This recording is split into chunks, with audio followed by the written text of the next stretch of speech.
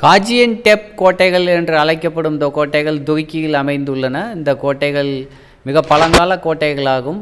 Hittite ஆட்சி காலத்திலிருந்து இது கட்டப்பட்டிருக்கின்றது. ரோமன் ஆட்சி காலத்திலும் இது விரிவுபடுத்தப்பட்டது.